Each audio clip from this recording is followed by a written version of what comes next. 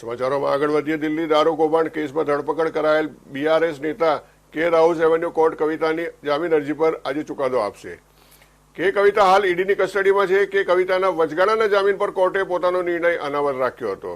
તમને જણાવી દઈએ કે દિલ્હી લીકર પોલીસે કેસમાં ધરપકડ કરાયેલ બીઆરએસ નેતા કે કવિતાની વચગાળાની જામીન અરજી પર 4 એપ્રિલે કોર્ટમાં સુનાવણી થઈ હતી.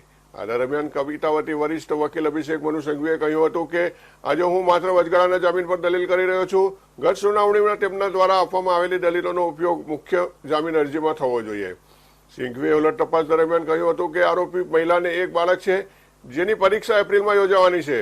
એવું નથી કે બાળક ખોળામાં છે કે નાનું છે. તેની ઉંમર 16 વર્ષની છે. માતાને નૈતિક અને ભાવનાત્મક રીતે ટેકો છે. જે બન્યું તેના પર આઘાત અને વિચિત્ર મૌન છે. સંઘવીએ કહ્યું હતું કે 16 વર્ષની ઉંમરે તે બાળકને ઘણા વિષયો મળ્યા છે. માતાના દર્શન પિતા કે બહેન પૂરા કરી શકતા નથી.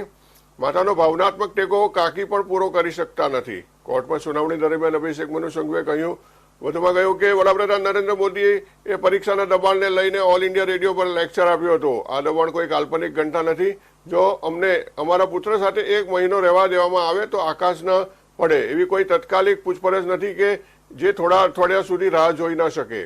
આ દરમિયાન એન્ફોર્સમેન્ટ ડિરેક્ટોરેટ કોર્ટમાં કહ્યું કે સંબંધિત આરોપી લાંચ આપનારા મુખ્ય લોકોમાંથી એક છે. તે માત્ર લાંચની અગાઉથી ગોઠવણ કરવાનો ભાગ નથી પરંતુ ઇન્ડો સ્પિરિટ દ્વારા લાભાર્થી પણ છે.